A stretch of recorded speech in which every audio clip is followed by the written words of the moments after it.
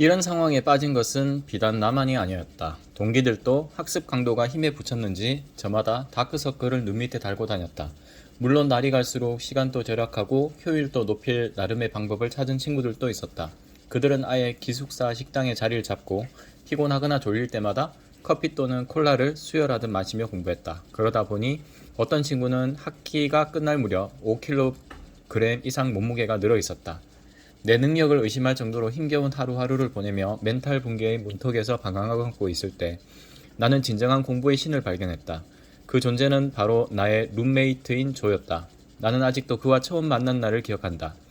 당시 짐을 끌고 기숙사에 도착해 건물 안으로 들어서자 쿵쿵 베이스 소리가 들려왔다. 배정받은 방에 가까워질수록 문틀이 흔들릴 정도로 소리가 커졌는데 방문 너머에는 디제잉을 하는 조가 있었다. 나도 음악을 좋아하는 터라 그의 모습이 참 멋지다고 생각했다. 서로 자기소개를 마친 후 나는 그가 취미로 음악을 한다는 사실과 육상팀 선수로서 매일 운동장에 나가 훈련해야 한다는 사실을 알게 되었다. 나는 매일 아침 일찍 기숙사를 나서는 그의 모습을 볼 수 있었다. 그는 오후에 가끔 기숙사로 돌아와 잠을 청하기도 하고 저녁이면 학생들이 여는 파티에 DJ로 서는 등 하루하루를 꽤 여유롭게 보내는 듯했다. 그에 비해 나는 거의 매일 도서관에 파묻혀 살다시피 했다. 그런 나로서는 그가 과연 얼마나 공부할 수 있을지 궁금했다. 이윽고 첫 학기가 끝나고 성적표가 나온 후 그에게 물었다. 조, 성적 잘 나왔어? 그는 어깨를 으쓱하며 말했다. 그런 편이지. 전부 A니까. 뭐라고?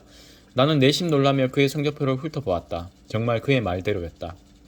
꽤 어려운 과목을 수강했음에도 말이다.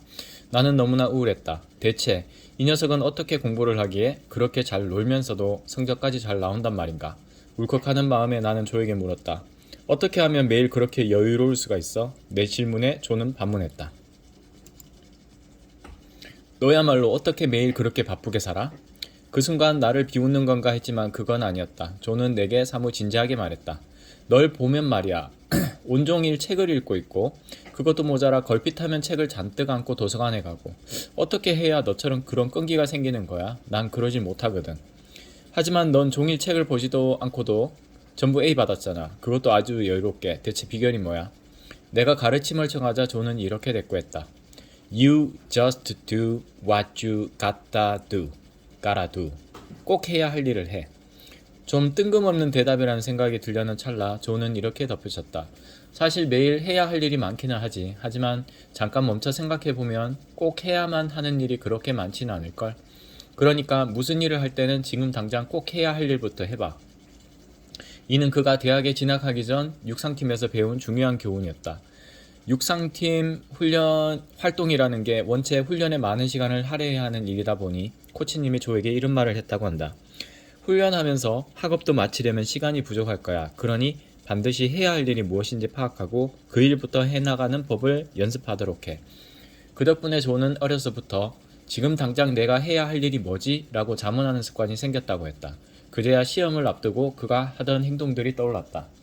그는 훈련을 마친 후 기숙사로 돌아와 씻고 옷을 갈아입은 다음 책상에 앉아 한참 동안 무언가를 들여다보았다. 그때만 해도 나는 그가 책을 펼쳐놓은 채 멍 때린다고 생각했다. 그런데 실은 수업 요강을 연구하고 있었던 것이다.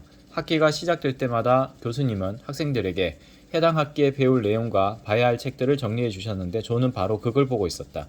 그걸 왜 그리 오래 들여다보고 있었냐는 질문에 그는 이렇게 말했다. 교수님이 우리에게 뭘 가르치시려고 하는지 그 수업의 맥락을 파악하느라 그랬지.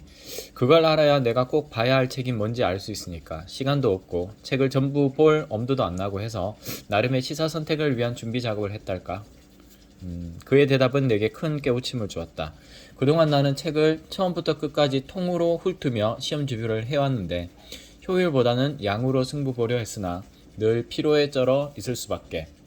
반면 조는 반드시 공부해야 할 핵심을 파악해 하루 2시간이면 2시간 온전히 그것만 파고들었다. 물론 이런 식으로 책의 모든 내용을 다 알 수는 없었겠지만 학습 효율만큼은 상당했다.